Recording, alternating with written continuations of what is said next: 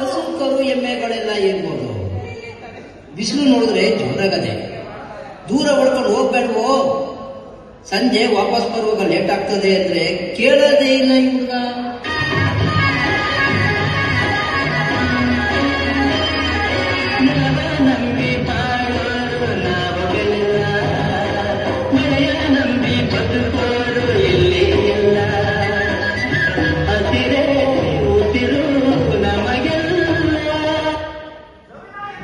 ಏನ್ ರಾಸಿನಪ್ಪ, ಏನ್ ಸಮಾಚಾರ? ನಮಸ್ಕಾರ ಸಾಲ್ಬೋಗ್ರೆ. ಬುದ್ಧಿ ಚೆನ್ನಾಗಿದ್ದೀರಾ? ಚೆನ್ನಾಗಿದ್ದೀನಿ ಕಣ್ಬಲ್ಲ. ಯಾಕೋ ಈ ವರ್ಷ ಮಾನವ ಮುಂಚ್ಕೊಂಡಂತೆ ಕಾಣ್ತೈತೆ. ಮಳೆರಾಯ ನಮ್ ಕಡೆ ನೋಡ್ತಾನೆ ಇಲ್ಲ. ಶಾನೆ ಬಿಸಿಲು ಕಲ. ಹೌದು ಬುದ್ಧಿ. ಈ ಪೇಟೆ ಜನ ಮರ ಎಲ್ಲ ಕಡಿದು ರೋಡ್ಗಳು ಆಕಾಶ ಎತ್ತರಕ್ಕೆ ಮನೆ ಕಟ್ತಾ ಹೋಗ್ತಾವ್ರೆ. ಇನ್ನು ನಾವು ಎಚ್ಚೆತ್ಕೊಳ್ಳಿಲ್ಲ ಅಂದ್ರೆ ಭೂಮಿ ಬಳ್ಳಾಗ್ಬಿಡ್ತೈತೆ. ಹೌದು ಕಲ. ನಮ್ಮೂರ್ ಕೆರೆ ಹೂಳೆತ್ತಿ ಮಾವು ಬೇವು ಸಂಕೆ ಹುಣಸೆ ಸಸಿಗಳನ್ನ ನೆಡ್ಬೇಕು ಅನ್ಕೊಂಡಿವ್ನಿ. ಹೌದು ಬುದ್ಧಿ. ನೀವು ಮನಸ್ಸು ಮಾಡಿದ್ರೆ ಖಂಡಿತ ಎಲ್ಲ ಆಗ್ತದೆ. ಅದೇ ಕಲ, ಸಾಣೆ ಬಿಸಿಲು ತಡೆಯೋಕೆ ಸಾಲು ಮರದ ತಿಮ್ಮಕ್ಕನ ಹಾಗೆ ದಾರಿ ಅಕ್ಕಪಕ್ಕ ಸಸಿ ನಡೋಣ ಅಂತ. ನೀನು ಜೊತೆಗೆ ಬೋರ ನಿಂಗ ಚಾಟಿ ಹಾಗೆ ಬೀಜ ಹೈಕ್ಳು ಕೂಡ ಕರ್ಕೊಂಬರ್ಲ. ಎಲ್ಲ ಸೇರಿ ನೆಡೋಣಂತೆ. ನಂಗೆ ಮಂಡ್ಯದಲ್ಲಿ ಅರಣ್ಯ ಇಲಾಖೆ ಅಧಿಕಾರಿಗಳು ಗೊತ್ತವ್ರೆ. ಸಸಿಗಳನ್ನ ಆಗ್ಲೇ ವ್ಯವಸ್ಥೆ ಮಾಡಿವ್ನಿ. ಸರಿ ಬುದ್ಧಿ. ಏನ್ ಬುದ್ಧಿ ಹೊಟ್ಬಿಟ್ರ? ಅದೇ ಕಿಲಾದಾಗೆ ಶಂಕರೇಗೌಡರು ಬೀಗು ಊಟ ಐತಲ್ಲ, ನೀನು ಬರ್ಲ ಒಟ್ಟಿಗೆ ಹೋಗುವ. ನಾನು ನನ್ನ ಹೆಂಡ್ರು ಕರ್ಕೊಂಡು ನಿಮ್ಮಿಂದೊಳಗೆ ಬರ್ತೀನಿ. ನೀವು ನಡೀರಿ ಬುದ್ಧಿ. ಕೆಂಪಿ ಬಮ್ಮಿ ಇಲ್ಲೇ ಕೂತ್ಕೊಮ್ಮ. ಅರಳಿ ಮರದ ಕೆಳಗೆ ಬಹು ತಣ್ಣಗಾಯ್ತದೆ.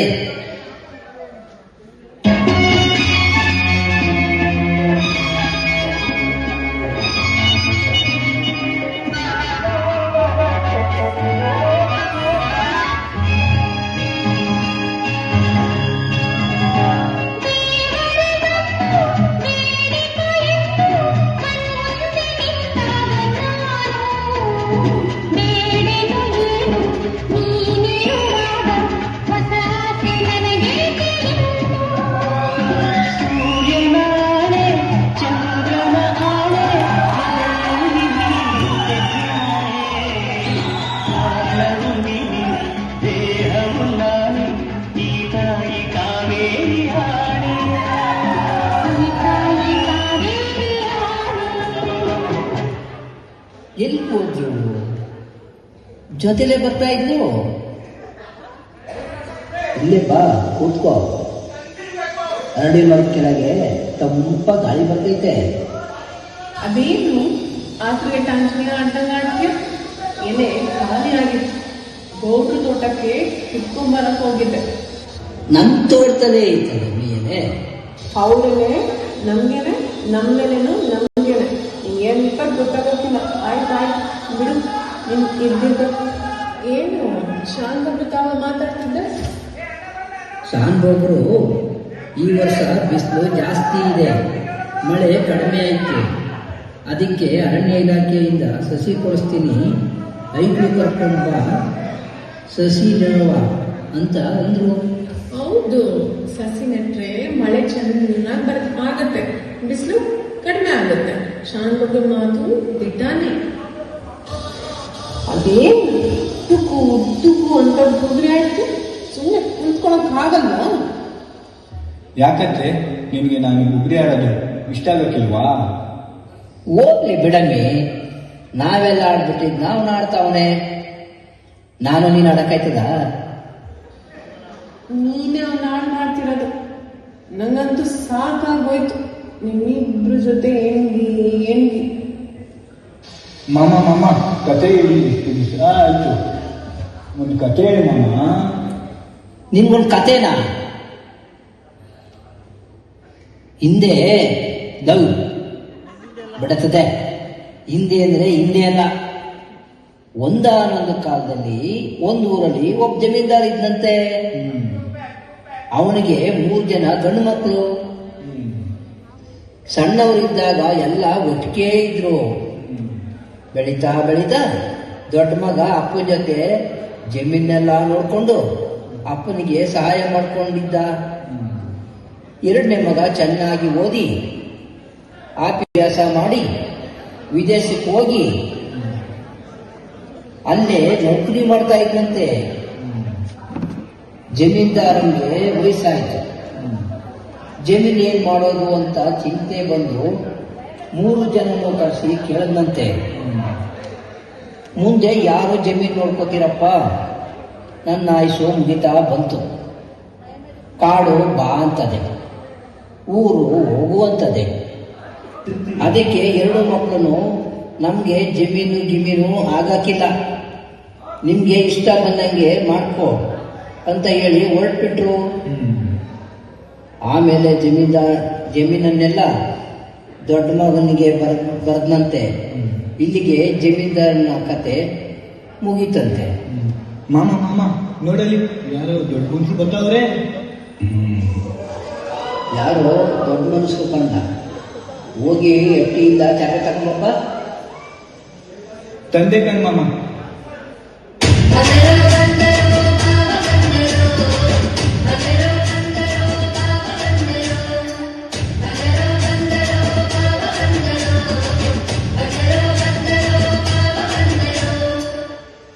ನಮಸ್ಕಾರ ಸ್ವಾಮಿ, ಕೂತ್ಕೊಳ್ಳಿ. ನಮ್ಮೂರ ಹಳ್ಳಿ ಮರ ಬೋತಣ ಐತಿ. ಕುಡಿಯಕ್ಕೆ ನೀರೇನಾರ ಕುಡ್ಲಿನ ಸ್ವಾಮಿ? ತುಂಬಾ ದೂರದಿಂದ ಬಂದಂಗದೆ. ನಮಸ್ಕಾರ ಸಿನಾ, ಹೇಗಿದ್ಯಾ? ಏನಾಗಿದೆ ಮರ? ನನ್ನ ಹೆಸರು ಹೆಂಗ್ ಗೊತ್ತಾಯ್ತು ನಿಮಗೆ? ಯಾವರಿಂದ ಬಂದ್ರು ಸ್ವಾಮಿ? ಎಲ್ಲೋ ನೋಡ್ದಂಗೈತೆ ಇಬ್ಬರನ್ನು ಕೂಡ. ಯಾಕೋ ಗೊಣ್ಣೆಸಿನ ಈ ಸ್ಕೂಲ್ನಾಗ ಕೊಟ್ಟ ರವೆ ಉಂಡೆ ಚಟ್ಲಿ ಎಲ್ಲ ಮರ್ತ್ಬಿಟ್ಟೇನು? ಯಾಕೋ ಬೇಸತ್ತು ಬಾಸ್ತಿಗೂ ಮ್ಯಾಚಿಂಗ್ ಆಗ್ತಿಲ್ಲಲ್ಲ? ಓಹೋ, ಮಳೆಗೆ ಮನೆ ಮತ್ತು ಮೂಲೆ ಮನೆ ನವೀನ ಅಲ್ವಾ ನೀವು? ಯಾರು ನೀವು? ನಿಮ್ಗೆ ಗೊತ್ತಾ? ನೋಡಿದ್ರೆ ಫಾರಿನ್ ತರ ಕಾಣ್ತಾವ್ರೆ. ಕರೆಕ್ಟ್. ನಾನು ವಿಶ್ವ, ಇವನು ನವೀನ. ನಾನು ಅಮೆರಿಕಿಂದ ಬಂದೆ, ಇವನು ಆಸ್ಟ್ರೇಲಿಯಾದಿಂದ ಬಂದಿದ್ದಾನೆ. ಓ, ಗೊತ್ತಾಯ್ತು ಬಿಡ್ರೋ. ಅಮ್ಮಿ, ನಾನು 2ನೇ ಕ್ಲಾಸ್ಗೆ ಹೋಗ್ತಿದ್ದಾಗ ಇವರಿಬ್ರು 3ನೇ ಕ್ಲಾಸ್ನಲ್ಲಿದ್ರು. ನೆನಪು ಆಯ್ತಾ ನಿಮಗೆ? ನಾವೆಲ್ಲ ನಿಮ್ಮನ್ನ ವಿಷ್ಣುವರ್ಧನು, ದ್ವಾರಕೇಶು, ಕಿಟ್ಟು, ಪುಟ್ಟು ಅಂತಿದ್ವಿ. ಈಗ ಇವರು ಆಪ್ತ ಮಿತ್ರರಾಗ್ಬಿಟ್ಟವ್ರೆ.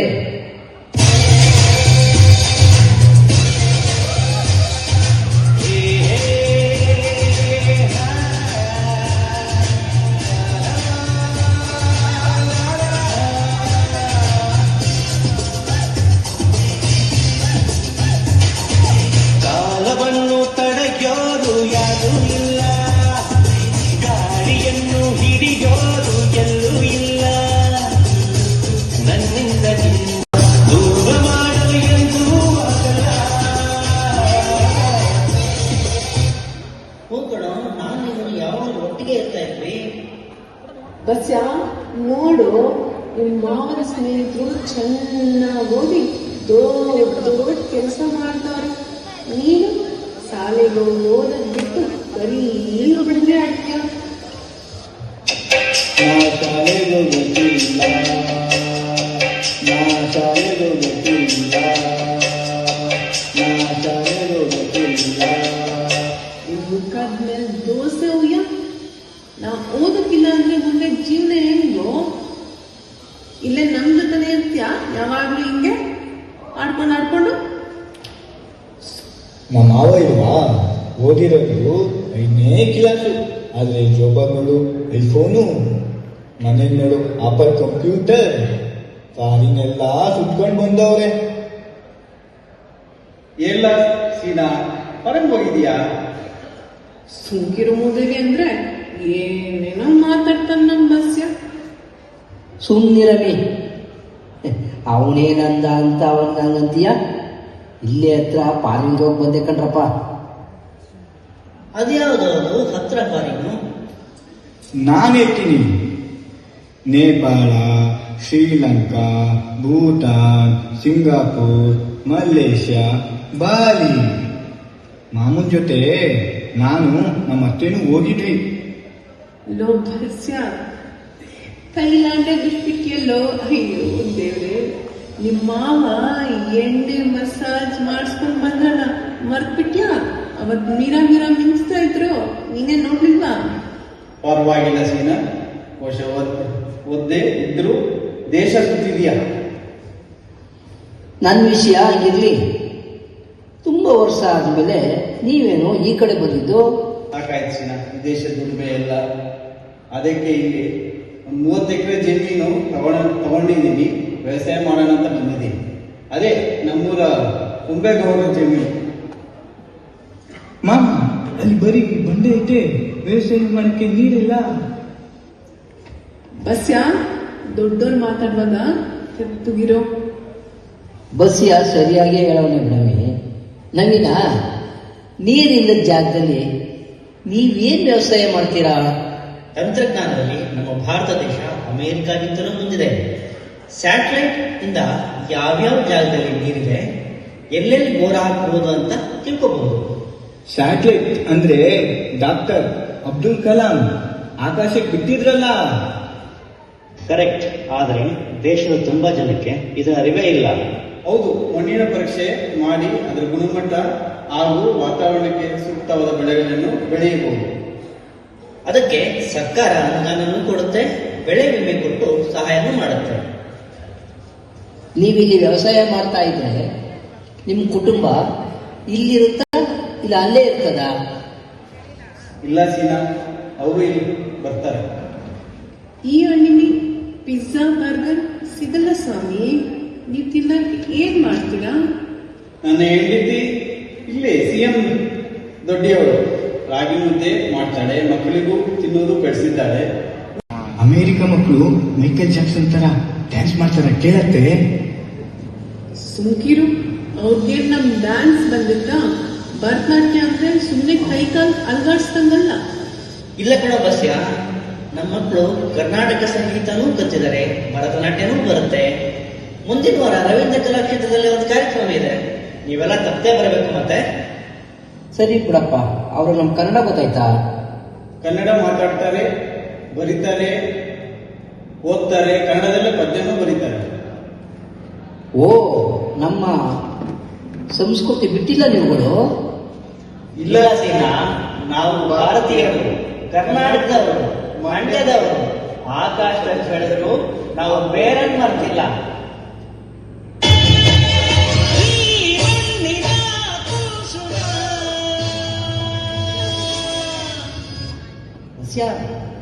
ನಿಂಗೆ ಹೇಳ್ದಲ್ಲ, ಕತೆ ಸ್ವಲ್ಪ ತಿರುವು ಪಡ್ಕೊಂಡೈತೆ. ಬಾಯಿಲಿ ಹೇಳು ಮಾಮ. ಜಮೀನ್ದಾರ ವಯಸ್ಸಾಯ್ತು ಅಂತ ಮಕ್ಕಳಿಗೆ ಬರ್ಲಿಕ್ಕೆ ಹೇಳ್ತಾನೆ. ವಿದೇಶದಲ್ಲಿದ್ದವನು ಅಲ್ಲಿಂದ ಸಂಸಾರ ಸಮೇತ ಬರ್ತಾನೆ. ನೌಕರಲ್ಲಿದ್ದವನು ರಾಜೀನಾಮೆ ಕೊಟ್ಟು ತನ್ನ ಸಂಸಾರ ಸಮೇತ ಕರ್ಕೊಂಡು ಊರಿಗೆ ಬರ್ತಾನೆ. ಅಪ್ಪ, ನಾವಿನ್ಮೇಲೆ ಇಲ್ಲೇ ಅಣ್ಣನಿಗೆ ಸಹಾಯ ಮಾಡಿಕೊಂಡು ವ್ಯವಸಾಯ ಮಾಡ್ತೀವಿ ಅಂತ ಹೇಳ್ತಾರೆ.